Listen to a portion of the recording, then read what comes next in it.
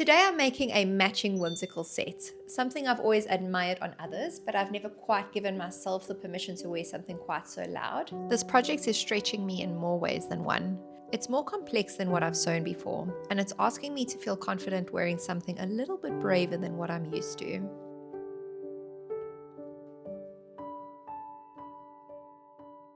Welcome back to another episode of Sew Simone. I am Simone and I am sharing my journey as a very beginner sewist. If you have been here before, thank you for coming back. I really appreciate you being here. This is actually the first video of the new year, which makes me so excited. I have so many exciting things planned for the year, but to get started, I'm just going to show off my fabric that we'll be using for this very whimsical set because I think it is just absolute perfection. I'm not following any particular pattern. What I'm doing is I'm taking 3 things that I've already made before, all of which were self-drafted, and I'm kind of combining them into something that I currently see in my head. I'm not sure if it's going to come out like that, but we'll see.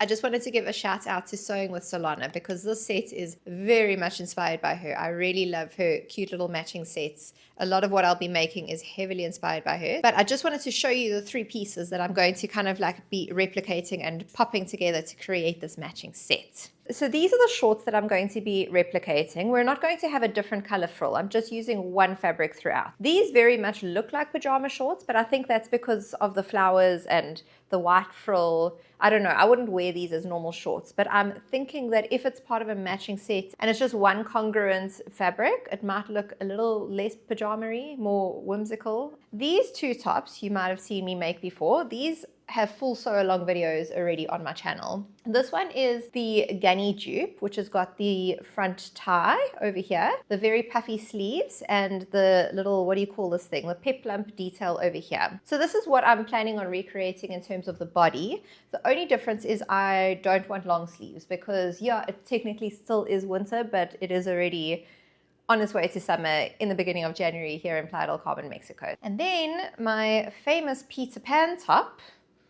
From this top, I'm going to be taking the collar. I'm literally just taking the collar, leaving the rest, and yeah, I'm going to combine them all together to hopefully create something very cute, very whimsical. I understand that this set is probably not going to be the most practical thing I ever sew, but I'm on my journey of becoming more feminine, more ladylike, more girly, more whimsical. So this is something that's a little bit out of my comfort zone. I'm really excited about it. I think when I saw this fabric right away, I was like, oh my gosh, I already see the set. Let me just make it.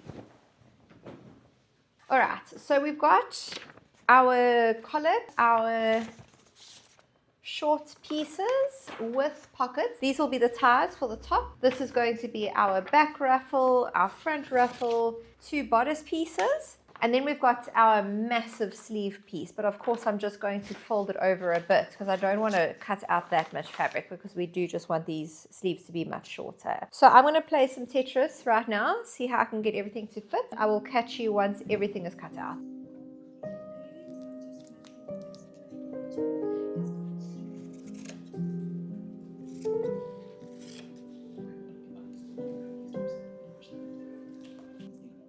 So I just spent what feels like an eternity cutting out all of our pattern pieces. There are so many pieces. I think this is definitely the most ambitious project I've worked on so far in terms of how many pieces it's going to take to assemble this whimsical, magical, wonderful set. We're making great progress, but the cutting has been tedious. Pockets.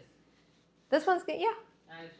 My husband is kindly reminding me to add pockets because I always complain about my pajama shorts that ended up without pockets. So these ones are going to have pockets. Just a little side note here. I'm seeing myself in the camera and I do not own a single piece of clothing that is red or pink because I've got so many pink and red undertones to my skin. So I've avoided wearing pink and red for years. But when I found this fabric, I was just like, I don't know, I just need to give it a try. Maybe I can wear it, maybe I can pull it off. But from what I'm seeing in the camera, I feel like this red is really bringing out the red in my skin. So, I mean, yeah, if the set turns out quite nicely, but it just makes me look a little bit too red. Lesson learned.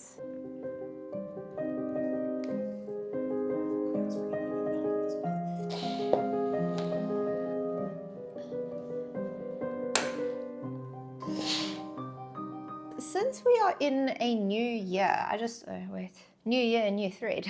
Since we're in a new year, I just wanted to talk about what my personal goals are for my sewing journey this year. I think number one is to experiment with things that are a little bit outside of my comfort zone in terms of like outfits. So, I mean, firstly, this one would be a great example. It is a little bit more frilly and girly than what I would typically wear. So that I definitely want to test out new styles, kind of like develop my style a little bit more. I am leaning more towards like more of a girly vibe. I've always been a little less girly, a little bit more practical, and I really want to change that this year. So that's one. But number two, I just want to become the absolute best sewist that I can possibly become in this next year. Like, I want to just expose myself to so many new techniques and ways of doing things, and yeah. And of course, remain consistent on YouTube. I would love to be able to give you guys a weekly upload just to keep you guys on track with the journey. If you are new on your sewing journey, or if you're starting your sewing journey, I would love to hear what your goals are for this year. If you've got any very big, ambitious projects planned, love to hear that too.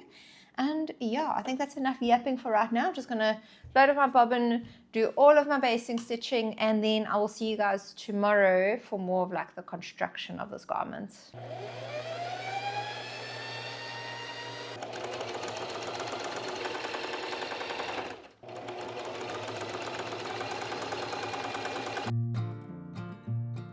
Okay, so today is construction day. We'll be constructing the top and the bottom, and I think we might even finish today. I don't know. I always say that, and then it ends up being like another 5 days. Before we move on to construction, I actually wanted to show you how many pieces are actually going into this matching set. So starting off with the top, we've got bias binding, we've got the frill that will be going around the collar, the front tie pieces, our 2 front peplum pieces, our back peplum piece, we've got our 1 back bodice piece, and then we've got 4 front bodice pieces because I want this to be lined. We've got our 2 sleeves, and then we've got our double lined collar piece. And now for our pants, we've got our 2 front panels, our 2 back panels, 4 pockets, 4 ruffle pieces for the bottom of the pants.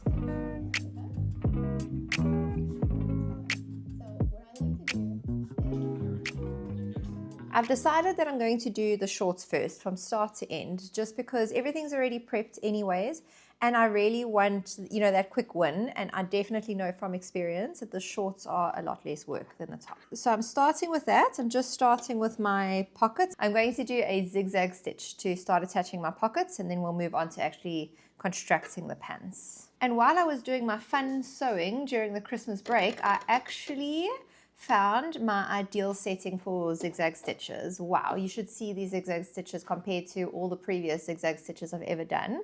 So if you've got a Singer, I'm pretty sure it's pretty similar on other machines, but this is what I'm using. Zigzag stitch on a length of 2 with a width of 6, and that gives you a really nice zigzag stitch. Not only looks nice, but it's also very secure.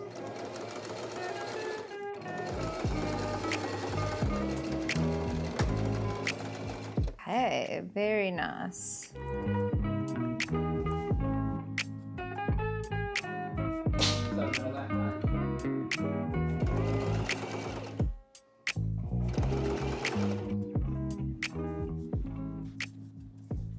Oh, we've got someone begging for attention. I don't know if you can see him. A little bit. A little bit. A little bit. Alright, so we've got our front and back panel joined together with our pocket. I did run into a little bit of an issue with the machine. When I was loading my bobbin, I don't think that the thread was correctly inserted into the tension knob. So I think the lack of tension is what caused that problem. So I will be more mindful of that next time. So now we just have to join these pieces together at the crotch, down the back and front seam, and then we start with the frills. I know that the frills are quite time consuming, but yeah, we're making good progress.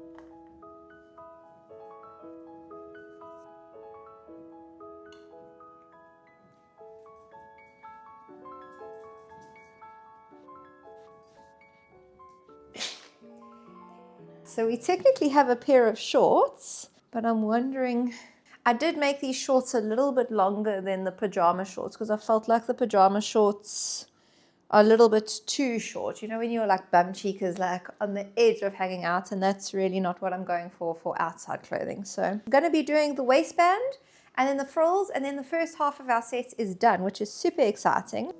My husband is making us chicken wraps for lunch, and I am about to make my channel for the elastic.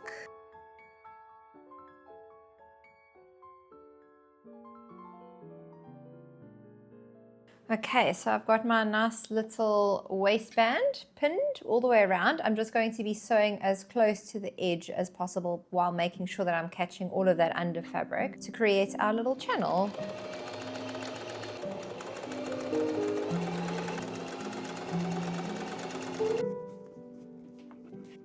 Okay, that's what we've got so far.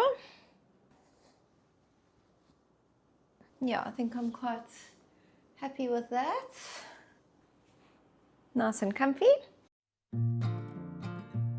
Our little frill loops are prepared. We've got them sewn closed, we've got them overlocked, and then we've still got our basting stitch tails available here. So I've joined my frill to my seams, and then I've just found the middle of the front frill, and I've joined it to the middle of the front of the shorts, and I've done the same thing for the back. So now this is where these tails for the basting stitch come in. Now I can just very gently pull my basting stitches to start creating the frill until the frill is the same length as the bottom of the shorts. So now that I've got this all attached, before I move on to the next leg, I'm just going to be doing a straight stitch all the way around, ironing them flat, and then doing our zigzag stitch, and then we are almost done with our very cute, very whimsical frilly shorts.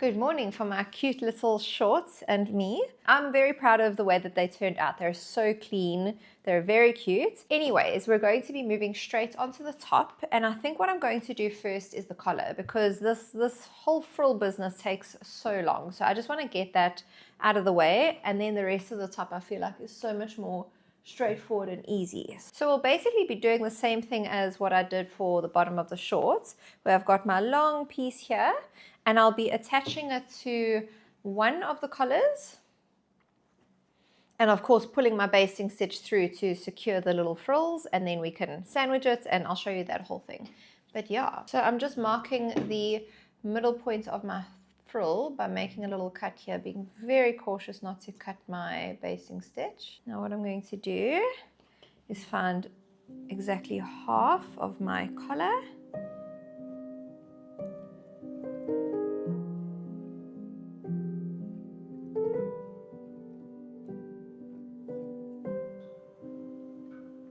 I am not even exaggerating when I tell you that it took me literally more than an hour to create all of these ruffles that are now placed around one piece of my collar. I mean, it is a very time-consuming, tedious process to add ruffles to garments. I've done it a few times. I just personally love a ruffle. I think it's so whimsical, it's so fun, it adds so much character to a garment. So personally, I think it's worth the time and the effort. So that being said, we're going to be finishing off the collar now. So I've got my ruffle attached all the way around the outer edge of the one collar.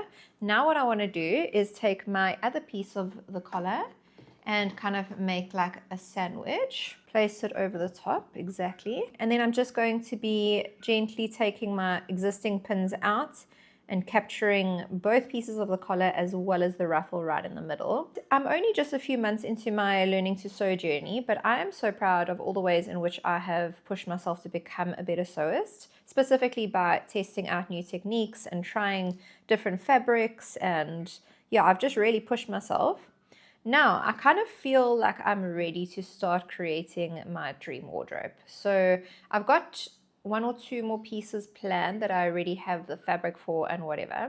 But after these 3 pieces have been made, the videos have been made, I'm going to be starting a new series where I'll actually be challenging myself to create my dream summer wardrobe. At the moment, I'm thinking I'll do 12 to 16 pieces over the span of a few months. But I think I've learned enough techniques and have enough practice at this point to start creating pieces that I genuinely love and genuinely would want to wear. So that is really exciting. So that being said, if there are any summer pieces that you absolutely love, that you'd love to see me try recreate, or if you've got any patterns that you've tried before and you absolutely love, I'd be so grateful if you'd share them with me, because I'm just in the process now of planning out that whole wardrobe. And yeah, if you're just curious about a certain pattern and you'd really like to see me make it as a part of that series, I am honestly all ears. Oh, this is scary. Oops, okay. All right, so I've got my sewing machine in a straight stitch with a length of about 2.5, and I am going to put my needle to the very left-hand side because I want to make sure that I get absolutely everything in, so I don't want to be sewing too close to the edge. Let us have a look.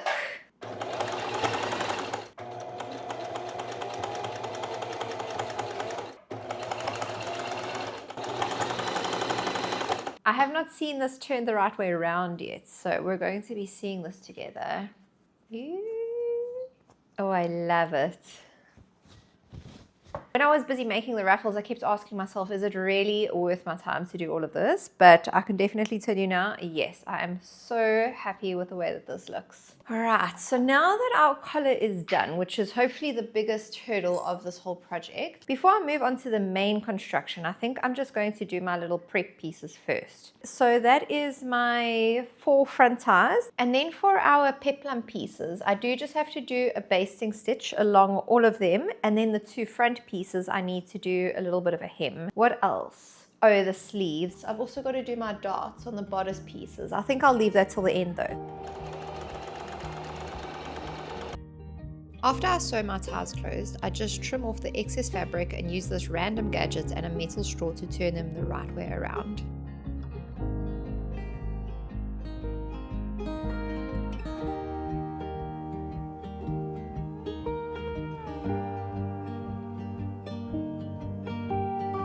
With the last version of this kind of gunny top that I made, the one in the blue and white stripe, that fabric is pretty see-through. So that's why I decided to do a double line front bodice. And I wasn't going to do that for this top because this fabric really isn't very see-through. But then I thought about it, and what I actually do really like about the double line front bodice is that it encloses so much in it. You can hide the shoulder seams, the peplum, the darts, and the ties. All of that kind of like gets enveloped in between the 2 pieces of the front bodice. I think it just makes like a really nice end result to have it double lined. So that is why I'm doing it like this. Okay, so today is finally the day where everything gets to get put together, which is obviously my favorite part. Anyways, first things first is we're going to start attaching the bodice pieces together with the ties that we made. I've just got to make sure that my bodice pieces match up.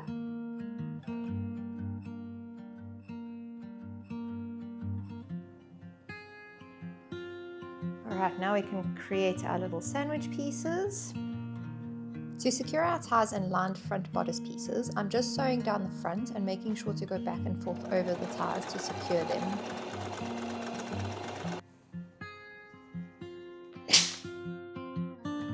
I like to finish with a top stitch to get my piece to lay nice and flat. Alright, so this is where we currently are. I am loving the way that it's coming together. It's looking so beautiful, so clean. But now I remember when I made my gunny top, the shoulders were definitely way too long. So basically what that does is my puffy sleeve only kind of starts down my shoulder, so it kind of is jumping out like that instead of from the top of my shoulder.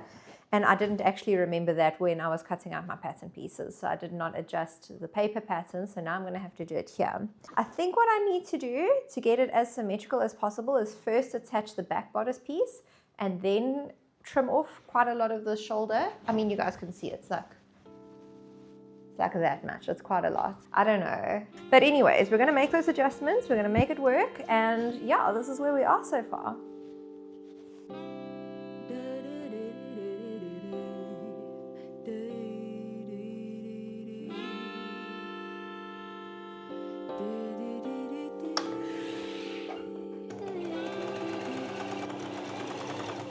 Oh my gosh.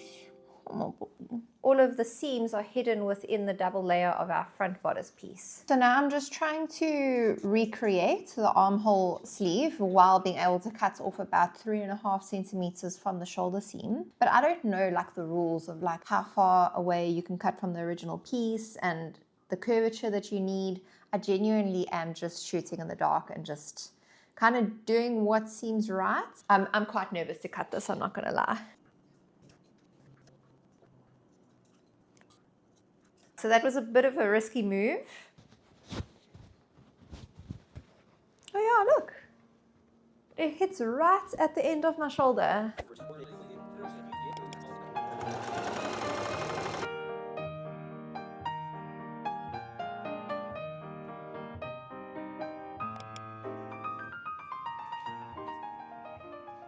Alright, so I've got my first sleeve on, and as you can see, I made a fabulous haul by cutting off a bit of the shoulder. I'm so happy that I took that risk. It's sitting absolutely perfect now.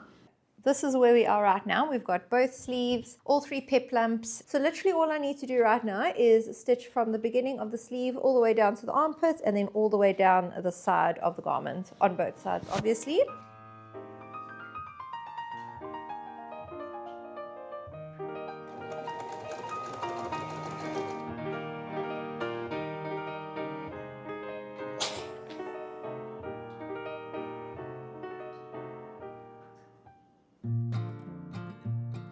So my battery died last night and I honestly just ran out of steam. I didn't feel like sewing late into the night. So today is actually my mom-in-law's birthday, which I am hopefully going to be able to wear this outfit to. Literally all we need to do is thread the elastic through the bottom of the sleeves, do the hem and attach our collar and we are done.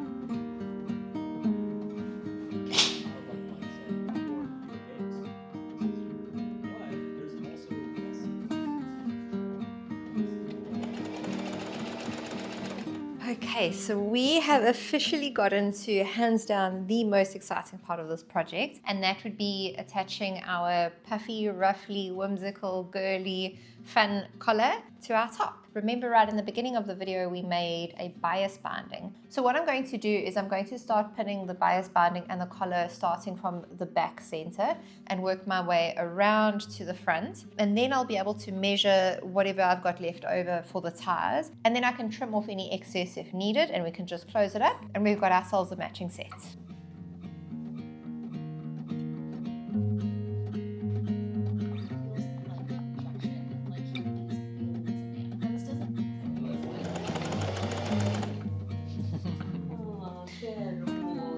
Oh, qué hermoso. Okay, I went really slow on this first part of attaching the bias binding because I know that it can go really wrong at this point, and I think I did the best job I possibly could have done. So I examined my garment and I think what I need to do is start sewing from the end of the tie all the way down, which will then eventually take us to where our collar and our actual garment starts. And then we can just continue sewing the bias binding around the side.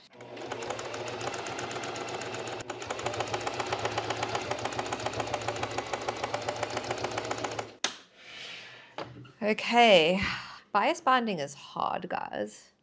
This is definitely a skill that I really need to perfect. If you watched my Christmas video, the tree skirt that I did, the bias binding is horrendous, but I can tell you that there has been a significant jump in skill level from that to this.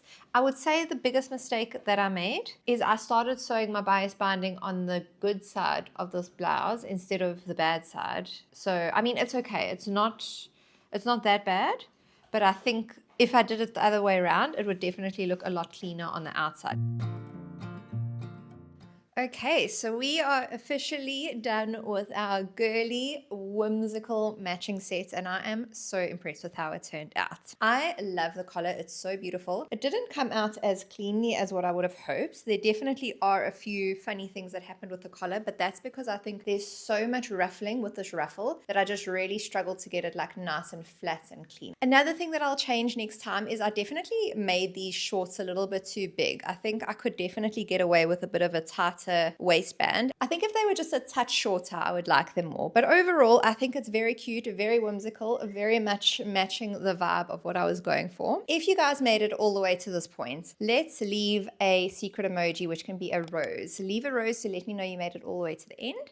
Make sure you're subscribed because we've got so many exciting videos coming this year. I'm really hoping to be able to upload every single week. So if you turn on the notification bell, you will never miss an upload. Other than that, thank you so much for being here. It really means so much. I really hope that you enjoyed today's video. And that being said, we will see you in the next one. Hasta luego.